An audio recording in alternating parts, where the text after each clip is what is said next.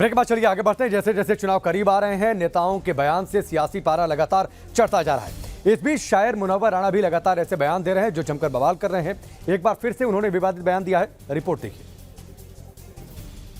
योगी जी दोबारा वापस लौट आते हैं तो हम उत्तर प्रदेश छोड़कर चले जाएंगे।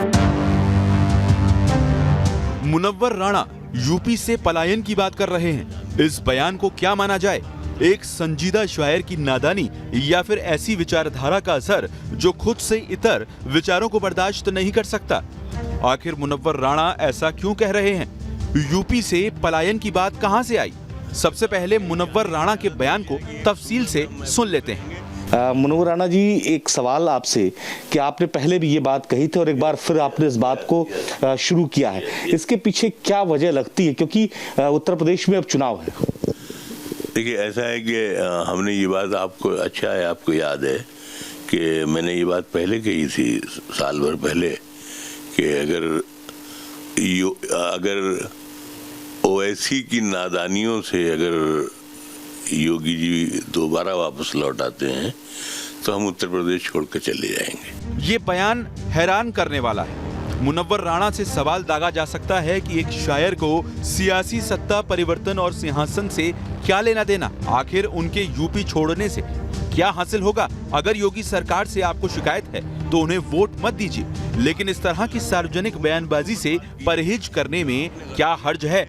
लेकिन मुनव्वर राणा अपने बयानों से विवाद खड़ा करते रहे हैं। पलायन के साथ उन्होंने अखिलेश यादव के जिन्ना वाले विवादित बयान का भी समर्थन किया। जिन्ना देश का बंटवारा कराने वाले हैं, नाराजगी इसलिए है उनकी। देखिए, ऐसा है कि जो होना था वो तो 47 में हो गया था ना, लेकिन सिर्फ जिन्ना उसके कसूरवार नहीं थे। अगर फाइलें निकाली जाएंगी तो बराबर के कसूरवार हिंदुस्तान के लीडर भी हैं। या थोड़ी देर के लिए आज जो माहौल मुल्क का बना जा रहा है, इसमें अगर कोई कहीं जाने की इजाजत मिल जाएगी, एक सूबे में हम महफूज रहेंगे, तो उत्तर प्रदेश के सब लोग वहीं चले जाएंगे। मुनव्वर राणा को ऐसा लगता है कि वो अपने बयानों के जरिए पूरी कौम की नुमाइंदगी कर रहे हैं, लेकिन मुस्लिम समाज में ही उनके बयानों की आलोचना हो रही है।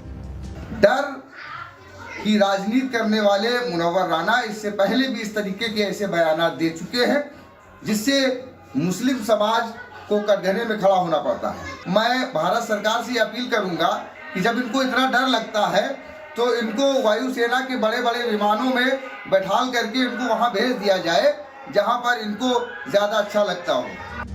यूपी में 10 फरवरी को पहले चरण की वोटिंग है। चुनाव में नेताओं के बीच आरोप प्रत्यारोप तो आम है। इन सब के बीच मुनव्वर राणा के बयानों का भले ही कोई मतलब ना हो, उनकी बयानबाजी से विवाद जरूर खड़ा हो गया है। Team news nation.